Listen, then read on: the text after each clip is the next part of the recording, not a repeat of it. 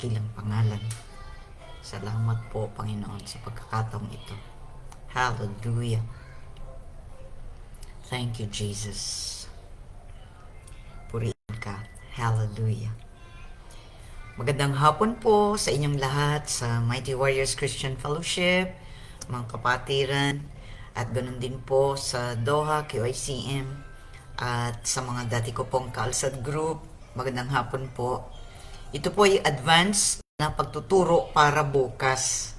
Meron po kasi kaming pupuntahan, kaya nag-online na po ako bago kami umalis. Tayo po ay manalangin. Maraming salamat po, Panginoon, sa mga salita ninyo. Salamat po na kami makapag-aaral muli ayon sa iniutos niyo sa amin na kami mag-aral ng inyong salita. Mapurihan ka, maparangalan ka sa aming kalagitnaan. Salamat sa kapangyarihan ng banal na Espiritu na siyang nagbibigay ng pangunawa sa amin. At salamat po sa patuloy na pagbabago ng aming buhay sang-ayon sa inyong salita. Sa iyo ang kapurihan at kaluwalhatian, aming Diyos Ama, sa pangalan ng Panginoon Kristo at sa kapangyarihan ng banal na Espiritu. Amen. Amen. So, kaninang pong umaga ay pinag-aralan natin ang salita ng Diyos ay kinasihan. Ang kasulat ay kinasihan ng Diyos. Kaya dakila ang kanyang kautusan. At pinag-aralan po natin kaninang umaga na ito ay makapangyarihan. At ito ay ayon sa binasa natin sa 2 Timothy chapter 3 verse 16. 2 Timothy chapter 3 verse 16. Sabi, lahat ng kasulat ay kinasihan ng Diyos at magagamit sa pagtuturo ng katotohanan, sa pagpapabulaan sa maling aral, sa pagtutuwid sa likong gawain, at sa pag-akay sa matuwid na pamumuhay. So ito pong talatang ito ay ginamit natin kaninang umaga sapagkat ang salita ng Diyos, kinasihan niya. Siya po ang author, inspired. Kaya ito po ay ginagamit sa pagtuturo ng katotohanan. Kaya napaka husay po na tayo'y nag-aaral ng kanyang salita sapagkat sa pamamagitan nito, nakasusunod tayo sa kalooban ng Diyos. So, ito pong pag-aaral na ito ay para bukas. Kaya tingnan po natin kung paanong ginamit ng ating Panginoong Kristo ang salita ng Diyos nung siya ay tinukso. Nung siya ay Diyos na nagkatawang tao at siya tinukso. Kaya basahin po natin yan in Matthew chapter 4 verses 1 to 11. Ganito po ang ating mababasa. Sundan po ninyo ko. Mateo, ika-4 na kabanata, unang talata hanggang ika-11 talata. Pagkatapos, si Jesus ay dinala ng Espiritu sa ilang upang tuksuhin ng dyablo. Doon 40 araw at 40 gabing nag-ayuno si Jesus at siya'y nagutom. Dumating ang manunukso at sinabi sa kanya, kung ikaw ang anak ng Diyos, gawin mong tinapay ang mga batong ito. Ngunit sumagot si Jesus, nasusulat, hindi lamang sa tinapay nabubuhay ang tao, kundi sa bawat salitang namumutawi sa bibig ng Diyos. Pagkatapos nito, dinala siya ng dyablo sa taluktok ng templo sa banal na lungsod. Kung ikaw ang anak ng Diyos, sabi sa kanya, magpatihulog ka sapagkat nasusulat, ipagbibilin niya sa kanyang mga anghel na ingatan ka at aalalayan kanila upang hindi ka matisod sa bato. Sumagot si Jesus, nasusulat din naman, huwag mong subukin ang Panginoon mong Diyos. Pagkatapos dinala siya ng dyablos sa isang napakataas na bundok. Mula rooy ipinatanaw sa kanya ang lahat ng kaharian ng sanlibutan at ang kayamanan ng mga ito. At sinabi ng dyablo, ibibigay ko sa iyo ang lahat ng ito kung magpapatira pa ka at sasamba sa akin. Sumagot si Jesus, lumayas ka, Satanas, sapagkat nasusulat, ang iyong Diyos at Panginoon ang sasambahin mo. Siya lamang ang iyong paglilingkuran. At iniwan siya ng dyablo. Dumating ang mga anghel at naglingkod sa kanya. So dito po, dahil pinag-aaralan natin kung gaano kahalaga ang salita ng Diyos, napakagandang halimbawa ang ginawa ng ating Panginoon Kristo. Nung siya'y tuksuhin, ano ang ginamit niya? Kaya ito po, nasusulat. It is written, sabi niya. So, ang labanang espiritual, ang pagtukso ng dyablo sa ating Panginoon Kristo, ginamit ng Panginoon Kristo ang salita ng Diyos na nasulat na. Binabanggit ng ating Panginoon Kristo ang lahat, ang mga isinagot sa Kanya ay nakasulat sa lumang tipan. They're written in the Old Testament. Kaya nung sinabihan siya ni Satanas na gawing tinapay ang mga bato, anong sagot ng Panginoon? Hindi lamang sa tinapay na bubuhay ang tao, kundi sa bawat salitang namumutawi sa bibig ng Diyos. Yun po ang sinagot niya. Man does not live by bread alone, but by every word that comes from the mouth of God. Dito po, sa pakikipagtalastasan at pag-uusap ng dyablo, dahil ang ating Panginoon Kristo, katatapos lang niyang mag-ayuno for 40 days and 40 nights. At talaga namang nagutom siya physically. Kaya tinukso siya ng dyablo, sabi niya, pwede mo namang gawing tinapay ang mga bato. Pero sabi ng Panginoon Kristo, ang tao'y hindi lamang nabubuhay sa tinapay, kundi sa salita ng Diyos.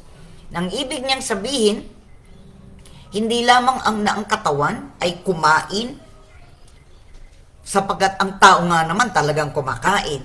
Pero sabi niya, hindi siya gagawin ng anumang bagay kung hindi instruction o turo ng Diyos. Kaya, man does not live by bread alone, but by every word that comes from the mouth of God. Bagamat kailangan niya ang pagkain pisikal, subalit hinihintay niya ang Diyos Ama na magsasalita sa kanya bago siya gagawa ng anumang bagay.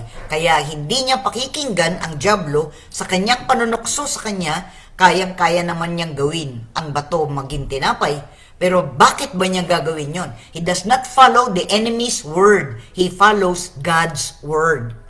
Kaya, sa 3 beses na sinabihan siya patungkol sa pangangailangan niya doon. Yung una, yung pagkain. Tapos susunod, sabi niya, ginamit din ng dyablo ang salita ng Diyos laban sa Panginoon Kristo. Ginamit din ng dyablo. Sabi niya, ipagbibilin niya sa kanyang mga anghel na ingatan ka. Pero sumagot din ng Panginoon Kristo, nasusulat din naman, huwag mong subukin ang Panginoon mong Diyos. Yan din po ay nakatala sa lumang tipan. Tapos, sabi niya, sambahin mo ko. Tapos, sabi ng Panginoon na, lumayas ka, Satanas, sapagkat nasusulat.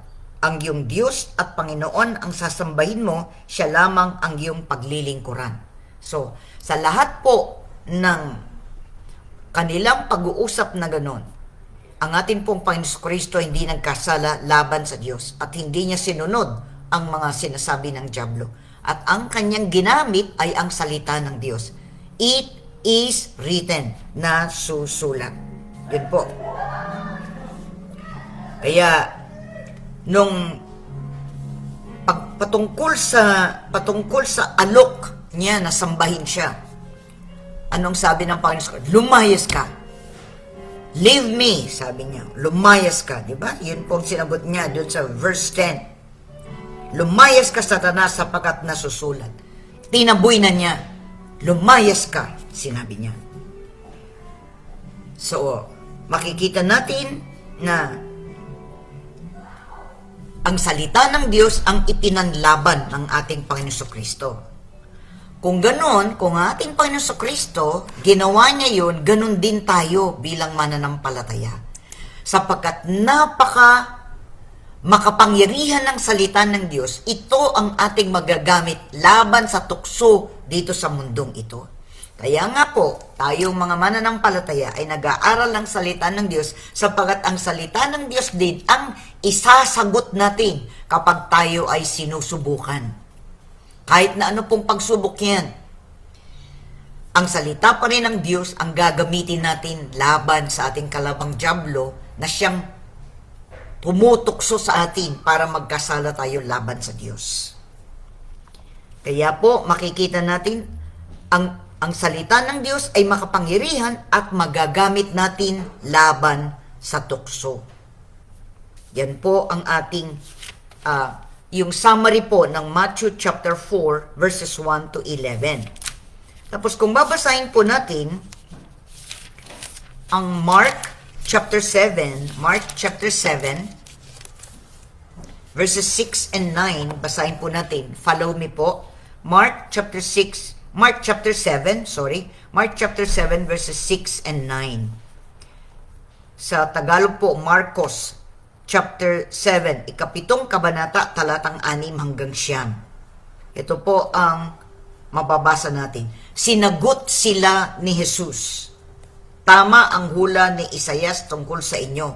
Mapangpaimbabaw nga kayo, gaya ng kanyang isinulat. Paggalang na handog sa akin ng bayang ko'y paimbabaw lamang, sapagkat sa bibig at hindi sa puso ito bumubukal. Pagpurit pagsambay ginagawa nilang walang kabuluhan. Ang utos ng tao ay tinuturing utos ng may kapal. Niwawalang kabuluhan nga ninyo ang utos ng Diyos at ang sinusunod ninyo'y ang turo ng tao. Sinabi pa ni Jesus, kay husay ng paraan ninyo sa pagpapawalang bisa sa utos ng Diyos, masunod lamang ninyo ang mga turong minana ninyo. So, ito po, ganun din. Nagkaroon po ng confrontation between Jesus at saka po ang mga Pariseyo.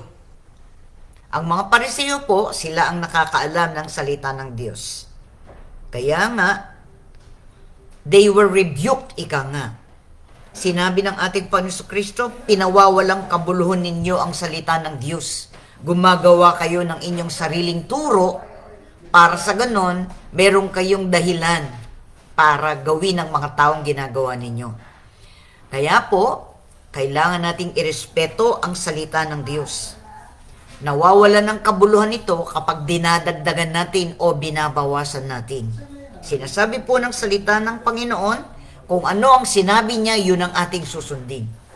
Kapag po dinagdagan natin ito, nagkakasala din tayo sa Diyos. Binawasan natin, nagkakasala din po tayo laban sa Diyos. Sapagkat hindi natin pwedeng baluktutin ang salita ng Diyos para sa ating sariling kapakanan. Kaya sabi niya, pinawawalang kabuluhan ng mga tao ang salita ng Diyos. Kaya ito rin po, kailangan nating gagamitin sa tamang paraan. Hindi po natin ito binibigyan ng kahulugan para sa ating sariling kapakinabangan. Kung ano ang sinabi ng Diyos, yun po ang ating itinuturo at yun din ang ating sinusunod. Dito naman po sa Mark chapter 12. Dito rin po sa Marcos chapter 12 verse 24 to 27. Mark chapter 12 verse 24 to 27. Mark chapter 12 verses 24 to 27. Sabi po, sumagot si Jesus. So ito na naman po ang ating Panginoon Kristo. Kanina in Mark chapter 7, sumagot po ang ating Panginoon Kristo. Jesus replied. Itinatama niya ang maling pagtuturo ng mga tao nung panahon nang nandoon siya. Kanina po nung binasa natin dito in Mark chapter 7 verse 6. In Mark chapter 7 verses 6 to 9, sinagot sila ni Jesus. So, sumasagot po ang ating Panginoon Kristo sang-ayon sa salita ng Diyos. Itinutuwid niya ang kanilang baluktot na pagtuturo. Ngayon, in Mark chapter 12 verse 24 to 27, ganito rin po ang ating mababasa. Sumagot si Jesus, maling-mali kayo. Alam ninyo kung bakit? Hindi ninyo nababatid ang mga kasulatan ni ang kapangyarihan ng Diyos. Sapagkat sa muling pagkabuhay, ang mga tao'y hindi na mag-aasawa. Sila'y magiging tulad ng mga anghel sa langit. Tungkol naman sa muling pagkabuhay, hindi pa ba ninyo nababasa sa aklat ni Moises at ang tungkol sa nagliliyab na mababang punong kahoy? Ganito ang nasusulat na sinabi ng Diyos kay Moises. Ako ang Diyos ni Abraham, ang Diyos ni Isaac, at ang Diyos ni Jacob. Ngunit ang Diyos ay hindi Diyos ng mga patay, kundi ng mga buhay. Maling-mali kayo. Tignan nyo po, no? Diretsahan, sinabi rin ng ating Panginoon Kristo, maling-mali kayo, sabi niya. So, ang ating pong Panginoon Kristo, itinatama niya ang mga salita ng Diyos na ginamit na ng mga Pariseyo ng kapanahunan iyon. Binabalikan ng ating Panginoon Kristo ang tamang interpretasyon, ika nga. Yung tamang kahulugan, sinasabi niya. Kaya doon sabi niya, ang sabi niya sa kanila, maling-mali kayo, hindi ninyo nababatid ang mga kasulatan, hindi ninyo nauunawaan. Kaya po, ang ating Panginoon Kristo, ang ginawa niya, He is the Word of God. The Word became flesh and dwelt among us. Ang salita ay nagkatawang tao at namuhay na kasama natin. At nagturo siya, itinutuwid niya ang maling pamamaraan na itinuro na ng mga tao, dagdag bawas sa kanyang salita. Kaya nga sinabi niya, maling-mali kayo. Sinabi niya yun. Sabi niya, maling-mali kayo. Maling-mali kayo. Sinabi niya dun sa verse 24. Tapos sinabi rin niya sa verse 27, maling-mali kayo. Kaya po, tingnan natin. Isa pa pong talata, Luke chapter 10. Luke chapter 10, verses 25 to 28. Luke chapter 10, verse 25 to 28. Luke chapter 10, verses 25 to 28. May eskribang lumapit kay Jesus upang siya'y subukin. Guro, anya, ano ang dapat kong gawin upang magkamit ng buhay na walang hanggan? Sumagot si Jesus, ano ang nakasulat sa kasulatan? Ano ang nababasa mo roon? Tumugon siya, ibigin mo ang Panginoong Diyos ng buong puso, ng buong kaluluwa, ng buong lakas, at ng buong pag-iisip, at ibigin mo ang iyong kapwa gaya ng inyong sarili. Gaya ng iyong sarili. Tama ang sagot mo, wika ni Jesus. Gawin mo iyan at mabubuhay ka. So ano pong sabi ng tinatanong niya, di ba? Paano daw ba siya sinusubok ng isang eskriba ang ating Panginoon Kristo? Paano magkamit ng buhay na walang hanggan? Ano ang isinagot ng Panginoon Kristo? Ano ang nakasulat sa kasulatan? So, nire-repeat ng ating Panginoon Kristo ang nasusulat na, which is in the Old Testament. Kaya po yung Old Testament, kahit po sinabing old, it is not old, hindi po iyan nawala ng kabuluhan. Kundi yan ang pinagbabasihan din ng ating Panginoon Kristo para ituro niya sa mga tao ang nararapat. Kaya sabi niya, gawin mo iyan at mabubuhay ka. Kung anong sinasabi ng salita ng Diyos, yun ang iyong gagawin. So, pagbulay-bulayan po natin ang mga talatang ito, at susunod po kong magtuturo ay nasa Pilipinas na ako. Kaya ang binasa po natin ngayon ay Matthew chapter 4 verses 1 to 11, Mark chapter 7 verses 6 to 9, Mark chapter 12 verses 24 to 27, and Luke chapter 10 25 to 28. So, tingnan nyo po, ang ating Panginoon Kristo mismo, sa kanyang pagtuturo, itinuwid niya ang maling pag-aakala at maling pagtuturo ng salita ng Diyos. Itinutuwid niya ang mga tao. Hindi pwedeng dagdag, hindi pwedeng bawas. Ating Panginoon Kristo, humarap siya sa kalaban, ang ginamit niya ang salita ng Diyos. Sapagat ang salita ng Diyos ay makapangyarihan at magagamit laban sa tukso. At ganun din, sinasabihan niya yung mga tao, pinawawalang kabuluhan ninyo ang salita ng Diyos dahil itinuturo nyo ang mali. Sinabi niya. Sabi pa niya sa kanila, hindi nyo nababatid ang mga kasulatan. Eh, sabi niya, gawin mo yan at mabubuhay ka. Tayo po ay manalangin. Maraming salamat, Panginoon, na ang mga salita mo ay makapangyarihan. Marami kaming matututunan dito, Lord. Your word is very powerful against temptation, against trials, against difficulties. Kahit na ano pang mga bagay na aming ma-encounter sa aming buhay. Your word is so powerful. Hindi po ito mawawala ng kabuluhan magpakailan pa man. Hindi man ito sampalatayanan ng lahat, subalit ang mga sumasampalataya ay makakaranas ng inyong kabutihan at katapatan. Marami pong salamat, Panginoon, sa ng aming Panginoon Kristo ay napakabuting halimbawa na itinuturo niya ang tama at totoo at kanyang sinasabi ang katotohanan sa mga tao. Purihin ka at luwalhatiin na ang makapangyarihan mong salita ang siyang aming gagamitin laban sa anumang bagay na aming nararanasan sa aming buhay. Mapurihan ka at maparangalan sa aming kalagitnaan sa pangalan ng Panginoon Kristo. Ito pong aming samod dalangin. Amen at amen. Tanggapin ang katotohanan ng salita ng Diyos. Tanggapin ang kapangyarihan ng salita ng Diyos. Yes. Tanggapin ang kakayanang managumpay sa lahat ng mga pagsubok. Tanggapin ang kagalingan sa mga may karamdaman. Ang salita ng Diyos ay makapangyarihan sa lahat. Sampalatayanan natin ito at ipamuhay sang-ayon sa sinabi ng Panginoon Kristo. In Jesus' precious name, receive your blessing. Receive the power of the Word of God in your life. In the name of the Lord Jesus Christ we pray. Amen and amen. So, narito po ang aking bunsong apo. Sumasali siya. We say, hi. Say, hi. Hello. God bless. Say, God bless. God bless. See you next week. See you next week. Bye for now. Bye for now.